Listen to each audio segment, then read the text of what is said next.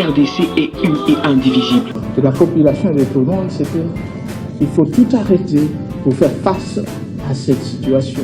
Et que nous ferons de cette terre richement bénie un réel havre de paix, de prospérité et de progrès social.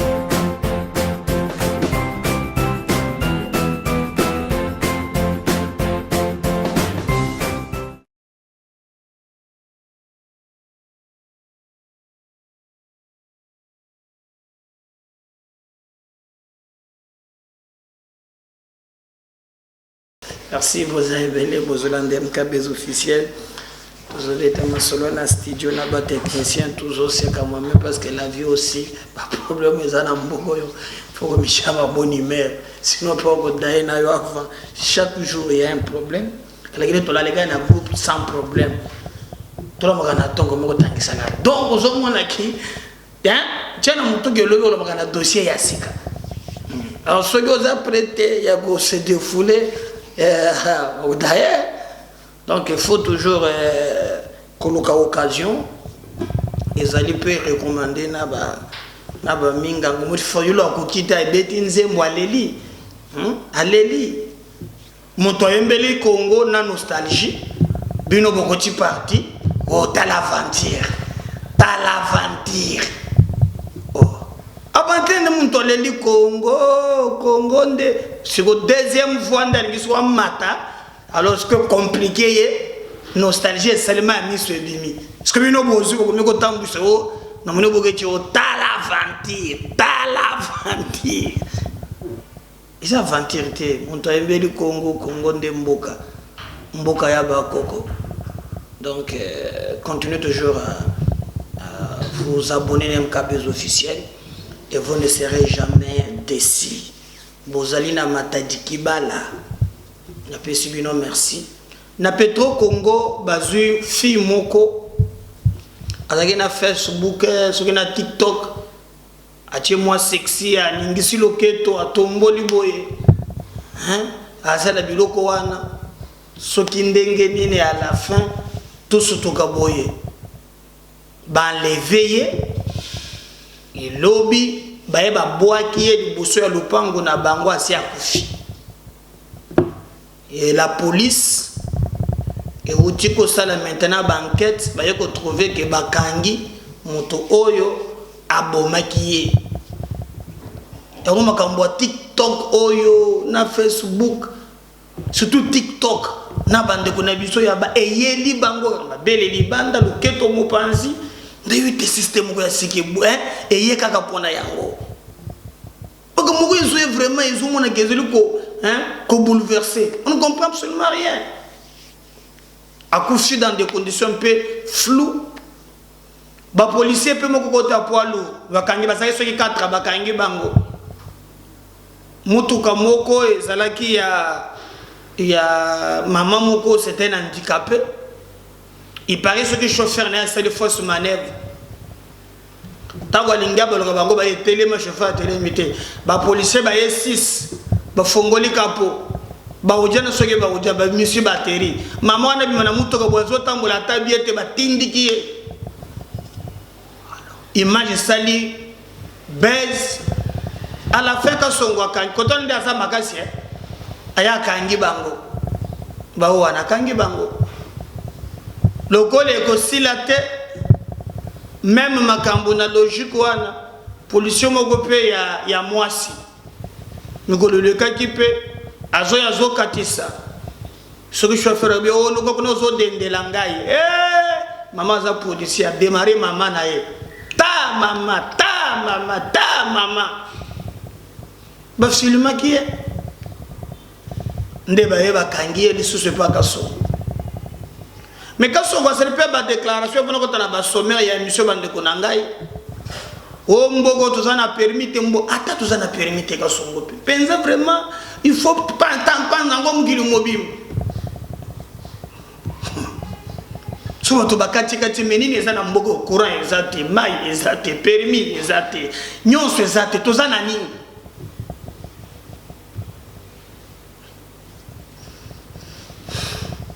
Congo ndemboka ngana la telo bala fayolo pardon Dans le premier couplet, pour le deuxième couplet, dans les lacs.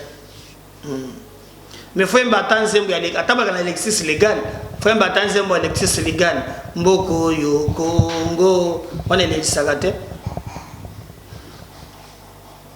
Tokobeta li solo ndenge boyebi bande konangai. Mboka na biso tolala katola mukaka na ba dossier ya sika. Quand je fais cette émission, c'est ngeli boyeba ke.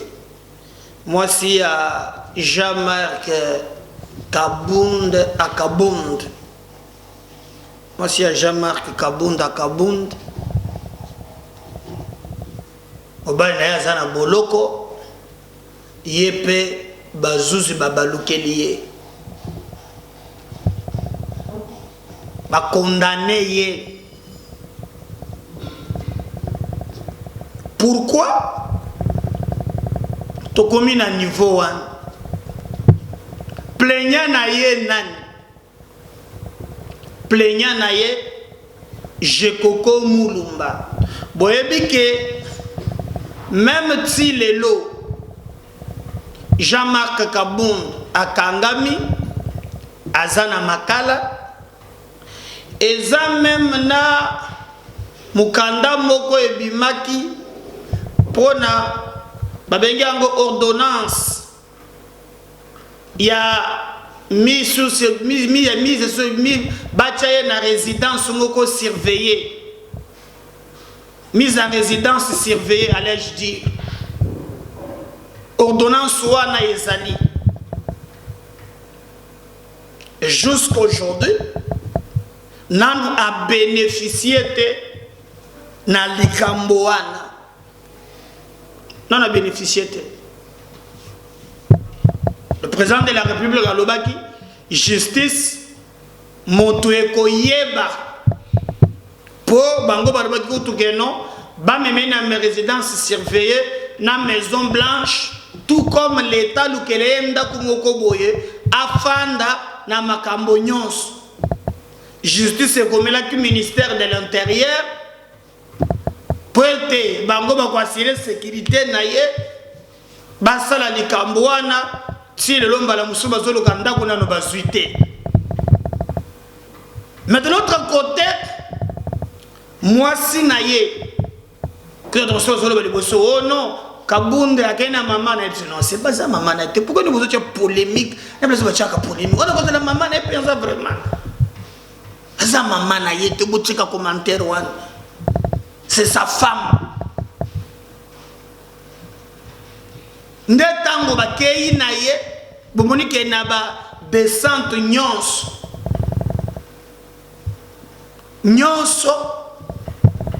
so ba pusani ba sali boye bokomona ke zali ki clair. C'est sa femme, vous allez qui na premier plan. Même Yasuka awa vakende.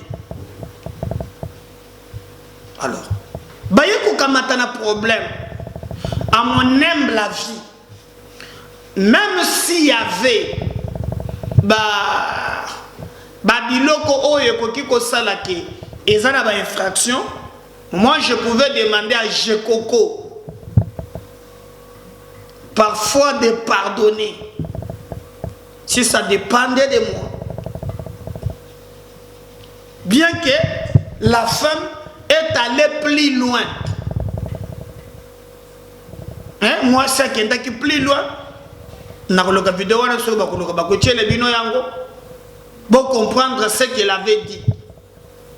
Bon, est-ce que esengeli nécessairement ndeba ezali oui au même moment que mobali na ye bakangiye azana makala balandela pe mwasi na ye bakanga ye lisusu, même si je n'encourage pas que à violer délibérément la loi,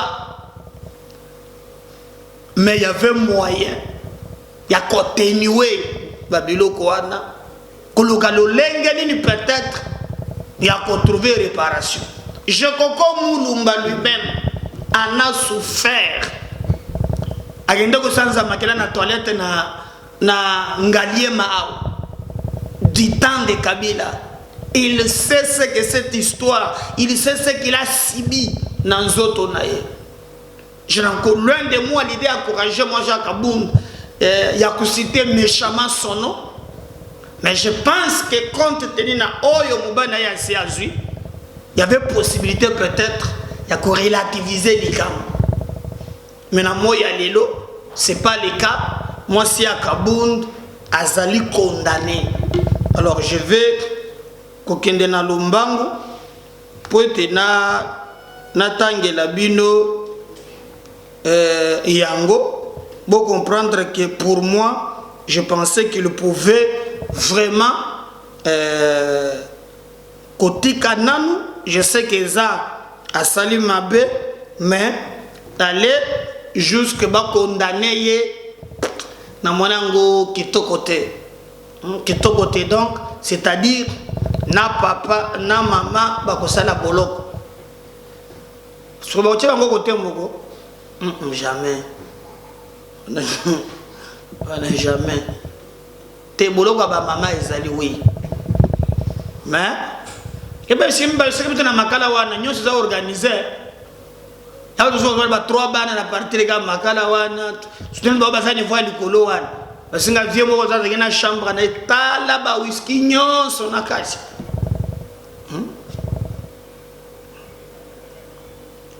Moi, je demande à Batégali Kamboy. Un acte de prison est requis contre l'épouse de Jean-Marc Kabound.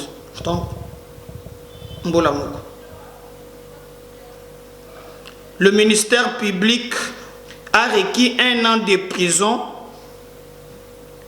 plus une amende de 1 million de francs congolais contre l'épouse de Jean-Marc Kabound, Madame Christine Kassongo Mikobe. L'audience a eu lieu le jeudi dernier au tribunal de paix de Kinshasa Matete. Cette dernière a été accusée par le vice-gouverneur de la ville-province de Kinshasa, Gérard Moulumba alias Jekoko, de fausses de stress, de dénonciations calomnieuses, imputations dommageables, injures publiques dans une série de vidéos apparues sur les réseaux sociaux en date du 10 septembre 2022. Donc, ba condamné Mboula Mobimba peut akofuta 1 million de francs congolais. Balobi eloko fundelié, il faut na réfléchir bino mémoire tala makamboyo balobaki na ndako na ye. Toko tala sikoyo extrait ya maloba oyo esali ke ba condamné mwasi ya Kabound. Mboula Mobimba akosala buloko pa kofuta amende ya 1 million de francs congolais. Mutu afundi bokanga ezali l'actuel vice-gouverneur ya Kinshasa, kombo na ye Gérard Moulumba di Jekoko, ye mutu afundi elekaki na tribunal oyo tepe ya Matete. Et maman madame ya Jean-Marc Kabound ba condamné asali akosala boloko mbula moko pe akofuta 1 million de francs. Pona nini? Pona mafinga? Pona nini? Pona ba makambo ya lobaki na Jekoko. Imputation dommageable, makambo belé, nde bazui na charge na ye. Alors, comme dans une introduction, moi je pensais, comme Jean-Marc Azana Boloko Kuna, il y avait possibilité à Kochan Massé, mais je crois qu'il y a nango Tina Souka. Pona nini, makambo ya lobby, atanga ki ya lobaki ki je crois atindi bato boy na boy. Bon, TV za radio te. Je veux vous faire vivre Mayemalekaka pour être comme Abisika parce que toujours des émissions, 3 émissions dans les Cambo dans le passé. Mais maintenant que ils ont une obligation de Sabino, ni ne qui na résidence, il y a Jean-Marc Kabound pour des mois sénaïe à l'oba. D'ailleurs, et salamaki mokolo elandanaki na mokolo baseli makabu ya stade ya waya stade wana Kabunda tongaki après tout le monde je crois s'impliquer qui balobaki bourgmestre a récupéré terrain wana et qui est commis à commune. Alors et j'avais même expliqué à l'époque et loko bazo bundela mingi eza guerre ya leadership. Je koko azana muto akingabwa. Je koko c'est pas quelqu'un oya misala boina classe politique oyo à cause ya ba idée ba makambo moko boye non. Je koko aye ko mingi na ba action akondaka bibembe apozaka bakto moko boye asalaka boye c'est là où je koko aza makasi. Alors Kabundi aza muto akomba kokota baboloko kutumba bapine kosala boye bakami na kokota boloko makambo nyonso wana skolie ke Kabundi atikala na terrain na ya action est-ce que tu connais terrain ya jago ya kwanda ko poser bat tango talaka premier vice-président boss ya mboka akomi kokota même na ba na quartier na ye wana batu nyonso bakoya oya bido ya wila zui oya nini azui ebembe ye kaka tcheke kotonga stade. Maintenant, je comprends Monique, Kabound a commis un terrain. Ce que Kabound fait, je comprends qu'on s'en late. Mais ce que je comprends fait, Kabound a commis qu'on s'en late. Il déclenche chaque guerre. Et affaiblissement, il y a Jean-Marc, il faut profiter maintenant je comprends sur le plan politique. Et, bon, Monique, c'est que Makambouana et Salan. Mais pour tenir que des moussicate, lelo botala makambo batu balobaki na résidence ya Kabound boyoka pour terminer la condamnation.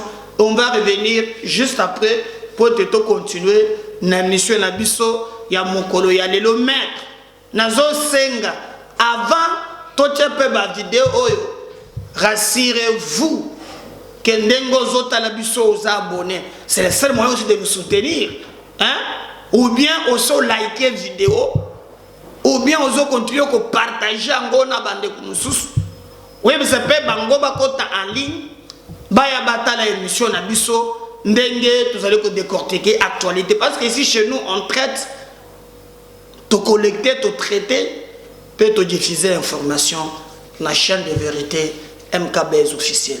Ensuite tout le monde ndenge ni makambo lekaki na ndako ya Jean-Marc Kabound à Kabound comment bato barejisaki et yango na ndebe makike ba condamné Mosi à Kabound une année avec amende de 1 million de francs. On revient juste après cet élément.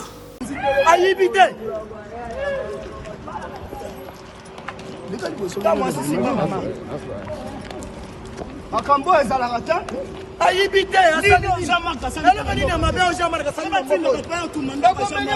Tina mwana Jean-Marc alobi nazomema parti tina pouvoir Jean-Marc amemi parti tina pouvoir Félix Savani na Pikine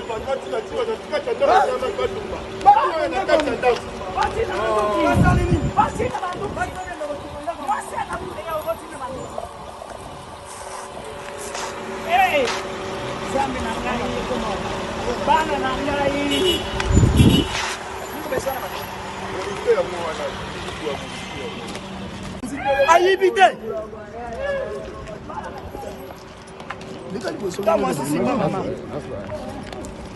akambo ezalaka te ayibite alobani na mabe o Jean-Marc tina mwana Jean-Marc alobi nazomema parti tina pouvoir Jean-Marc amemi parti tina pouvoir Félix Savani na Pikine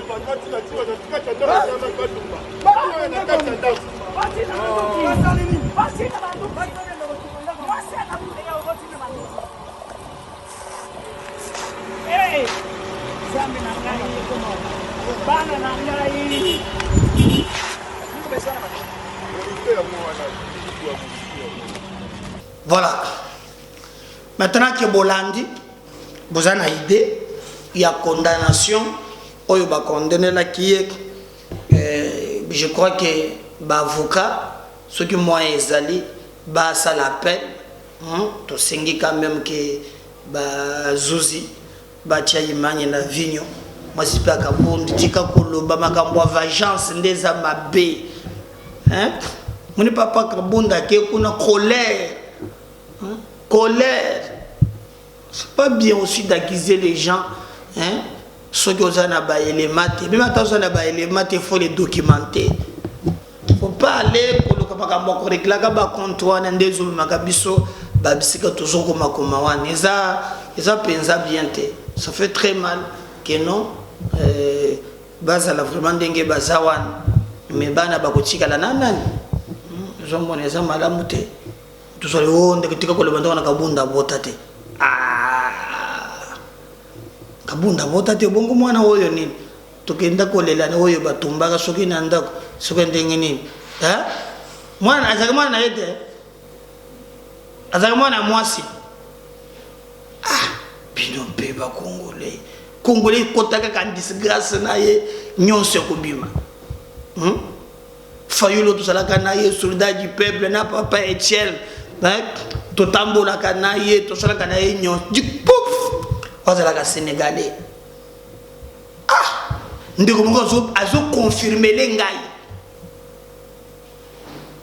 kutolobaki o na ba étudiant inikin batonaki Fayulu o papa na ya fanda kwa pino kona badi o il a pris 10 minutes pour nous expliquer par la question na pe vidéo na mona ka ngote no ka mtu so yo ka kete même ben dina inikin batuna ki papa za wapi maman za wapi o incapable ya kolakisa vraiment ce qui baza wapi.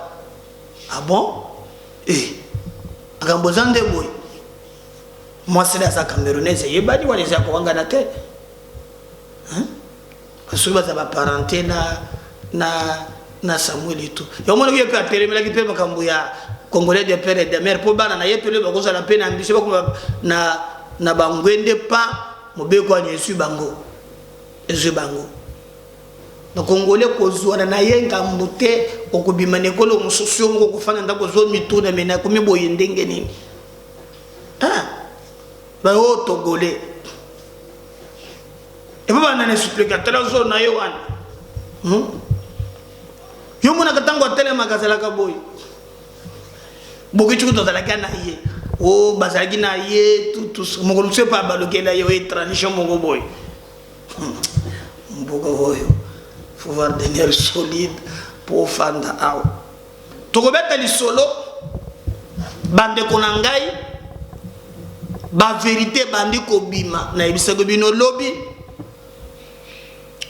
na ba toyo banomaki bango na kati armée batu ya malonga bazali pe basala parcours bomonaki oyo batiaki na garde républicaine na ebisaki bino kadoko ayaki na musée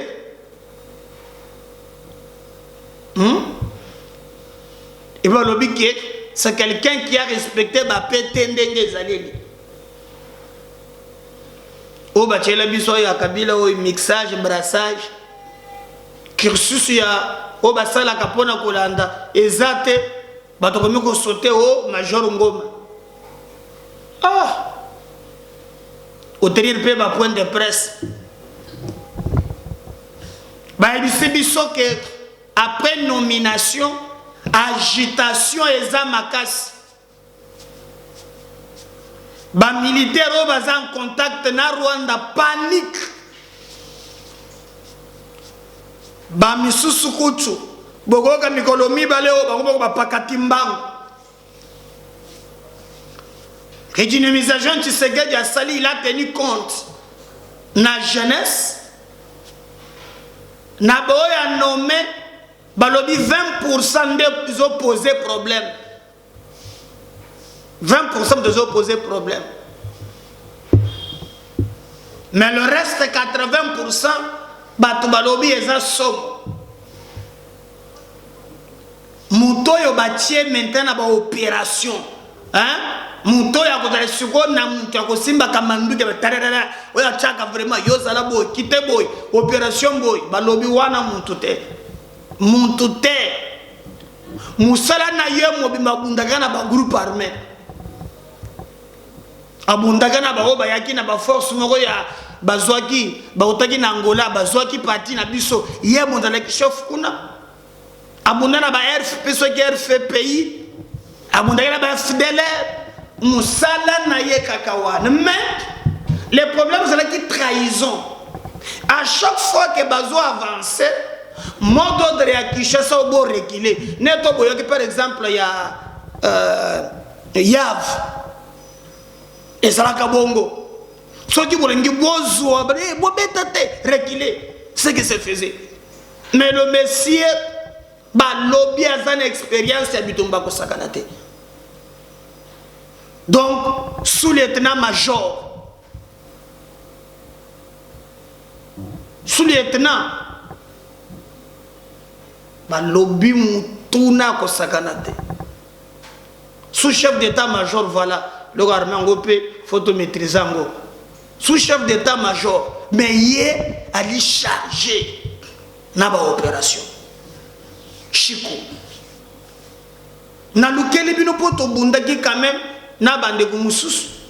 To luka, to sangisa, ba élément, to yebisa bino, bino moko pe botala. Ba Rwandais basé na ngam. Parce que toyoka ki même que force auto tchela ki motema bon ngate bato mususu pour moi na baki toujours que togoki jamais kolonga bitumba wana soki biso moko tozo sa ile côté to kolonga te bitumba to kolonga nga na ba congolais bango moko. Ça c'est mon point de vue na ko changer en côté. Mais hier ben biso na Kenya to suite solo laki et même modalité ya ba force wana Kenyan baya esengelaki baya na minduki ya makasi ba kotra na nzela ya Bunagana. Siko président oya ba eliri ya sika na Kenya oy ali d'origine rwandaise. D'origine rwandaise. Siko komi ko lobo ono ndengeza wana biso toko bunda toko kotela Bunagana te toko la zone tampon. Donc entre FARDC na BM fait donc on va na katikati. Oh. On sait le monde bozo la biso. Bo na ki bozo sala ni. Biso to lobi ke ba groupe armé wana baya pour être ba benga na banguna mabena biso tika la polele. Siko bino bolingi bo comme zone tampon. Bon pour bo sala ni to comprendre te. Alors d'où il faut maintenant recourir Naba oyo ya biso bayebali makasi bayeba yokoli musala bayeba jira fidélité ke bako bundela ekolo. Et nomination ya Jérôme Chico Tchantambwa oyo vraiment bokolanda parcours na ye bitumba ni ye abunda ye pe bakotisa aya na musée ba recruter na ba former donc na ba Tanzania nde côté ya Bimeli et ali pe mutu ya matata na kota munduki na ba komando Masai tolobi merci na showana et tozo croire te na ba force kenyane mais tozo croire na force oyo ya République démocratique du Congo o ba kozala capable ya kobunda bitumba pe ko pesa biso résultat. Suivez un peu parcours, une biographie détaillée. Il a chargé des opérations, il y a force, il y a armée en Mboka d'Abisso, nouvellement nommé par le président de la République. Cet homme a fait beaucoup d'exploits et je pense que même les Rwandais, par rapport à l'exploit Oyo Yé Asali Namabele et Nabiso. Si je parle le même langage, Nabande Konangai, Baye Bazali na Régie, Dodi Azakuna, Nalingi Ochela Biso, Moussala Oyo, chargé des opérations Yassika, Abunda, Naba Exploit Naye. On va revenir juste après pour continuer avec notre émission. Né le 25 octobre 1976 à Lubumbashi, Jérôme Chico Chitambwe est originaire de Ngandanjika. À l'entrée de l'AFDEL, il intègre l'école de cadets avec les Tanzaniens, équivalent de l'actuel EFO Kananga. Après cette formation, Chico Chitambwe était engagé dans les opérations avec les bataillons robots dans le Bas-Congo, actuel Congo central, lorsque Mwanda était récupéré par les troupes angolaises. Avec la brigade de réserve, Chico Chitambwe a opéré dans le nord du Katanga, à Ankoro, Bukama et Malemba-Nkulu. En 2004, avec la 11e brigade de réserve, l'homme a mené des opérations contre Kunda et Mutebwisi. Et toujours la même année, cette fois-ci à Bukavu, Chico Chitambwe menait des combats contre les FDLR à Bunyakiri, alors qu'il était commandant des opérations conjointes avec les casques bleus de la MONUSCO de 2005 à 2007. De 2007 à 2009, Chico Chitambwe a combattu contre le CNDP dans le Massissi, dans la 82e brigade où il était commandant 812e bataillon. De 2009 à 2011, il était élevé au rang du commandant brigade après mixage et a opéré contre les FDLR à Bunyakiri, Fizi, Salamabila et Mwenga. De 2014 à 2018, il devient commandant second en charge des opérations du secteur opérationnel de l'Ituri et sa vente en guerre contre les FRPI, APLC, Codeco, ADF et d'autres groupes armés dont le Mambasa. De 2018 à 2020, il est commandant axe nordien de la 32e brigade de réaction rapide. Chico Chitambwe opère contre les ADF et autres groupes armés. De 2020 à 2022, tout en étant commandant second de la garde républicaine, l'homme a opéré contre les Codeco en Ituri et le M23 au Nord Kivu avant d'être nommé par ordonnance présidentielle le lundi 3 octobre sous-chef d'état-major chargé des opérations. Marié et père de 3 enfants, Chico Chitambwe Jérôme est licencié en relations internationales et récemment diplômé de stratégie et défense du CHESD. Il a également publié des livres de prières intitulés « Nos prières d'intercession et ma prière pour Béni ».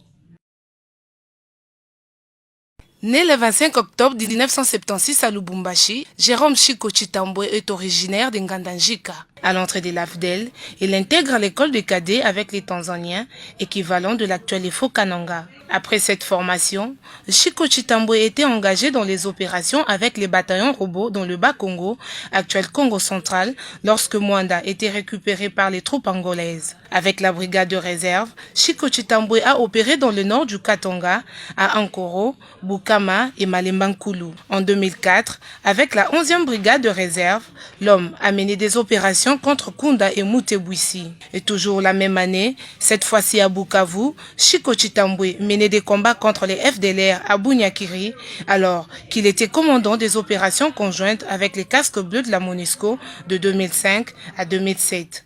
De 2007 à 2009, Chico Chitambwe a combattu contre le CNDP dans le Massissi, dans la 82e brigade où il était commandant 812e bataillon. De 2009 à 2011, il était élevé au rang du commandant brigade après mixage et a opéré contre les FDLR à Bunyakiri, Fizi, Salamabila et Mwenga. De 2014 à 2018, il devient commandant second en charge des opérations du secteur opérationnel de l'Ituri et sa vente en guerre contre les FRPI, APLC, Codeco, ADF et d'autres groupes armés dont le Mambasa. De 2018 à 2020, il est commandant axe nordien de la 32e brigade de réaction rapide. Chico Chitambwe opère contre les ADF et autres groupes armés.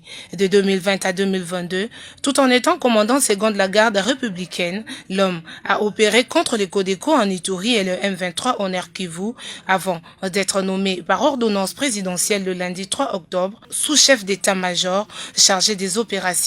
Marié et père de 3 enfants, Chico Chitambwe Jérôme est licencié en relations internationales et récemment diplômé de stratégie et défense du CHESD. Il a également publié des livres de prières intitulés « Nos prières d'intercession et ma prière pour Béni ». Voilà, voilà Bolandi, Bomoni maintenant, mais maintenant boyo que ce qu'on m'a cambo moussous, ouais c'est que le fongo la nango mis. Pourquoi tu es liqué n'armé n'abisso?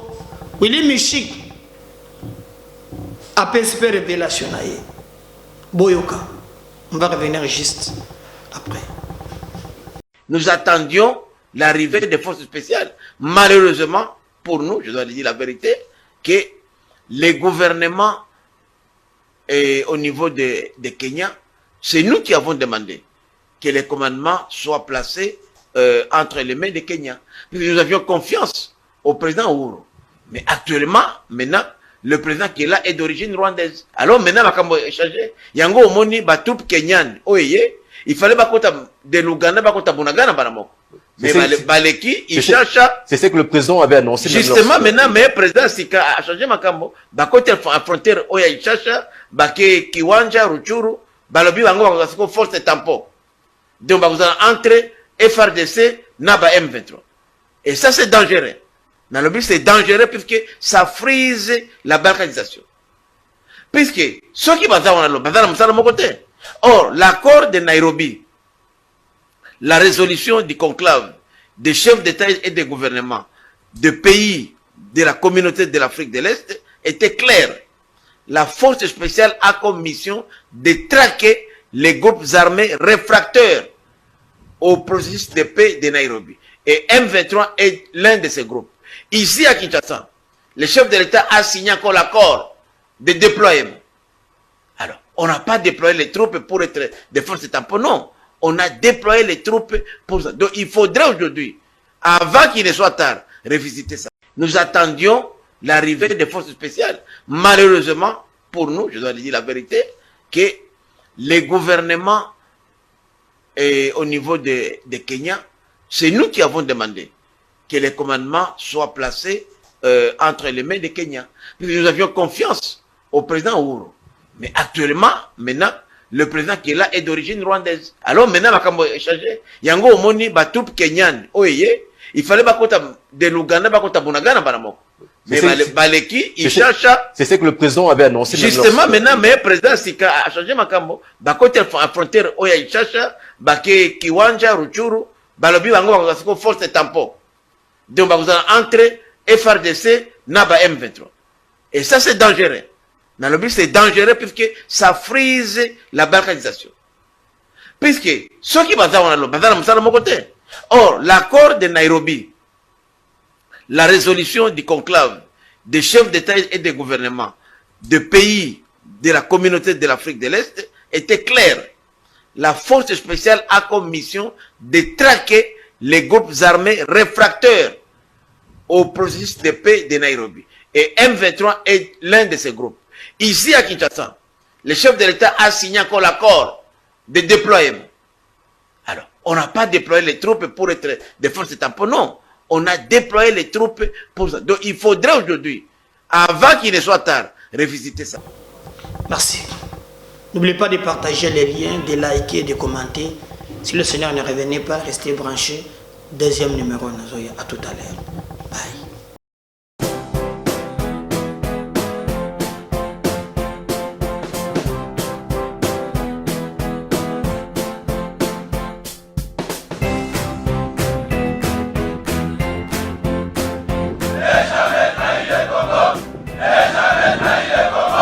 La RDC est une et indivisible. De la population et de tout le monde, c'était il faut tout arrêter pour faire face à cette situation. Et que nous ferons de cette terre richement bénie un réel havre de paix, de prospérité et de progrès social.